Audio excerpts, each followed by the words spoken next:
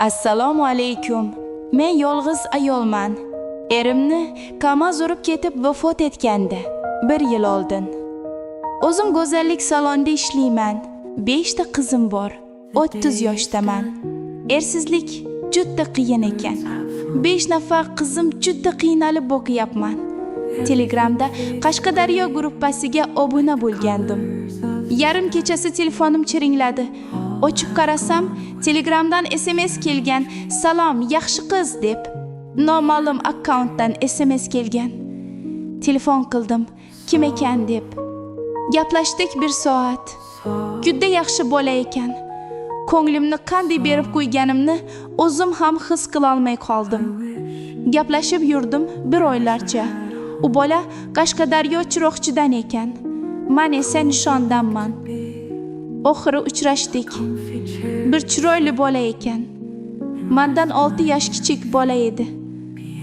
Staloviga o'tirdik. Yedirdi, ichirdi. Stalovidan chiqqandan keyin boshim aylanib boshqacha bo'lib ketaverdim. Unga yopishib oldim. Xohlab keyin bilsam, menga Pepsi quyib bergandim. O'shani ichiga qanaqadir dori solib bergan ekan. Ayollikda qo'zg'atadigan dori ekan. O'zim taklif berdim. Bir gostinitsaga olib bordi. 3-4 soat qoldik. Shunchalar o'zimda yo'q edim, ta'riflashga til ojiz. Axir erim o'lgandan keyin erkak kishi ko'rmagandim.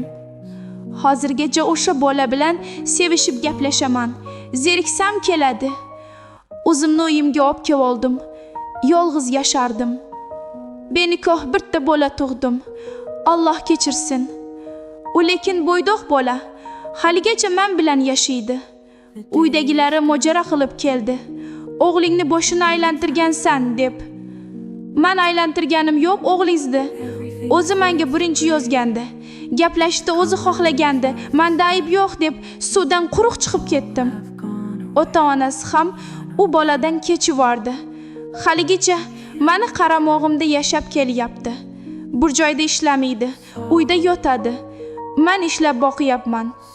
Mayli, nima ham derman, yoshi katta bo'laversa, aqli kirib qolar deb o'zimga o'zim aytaman.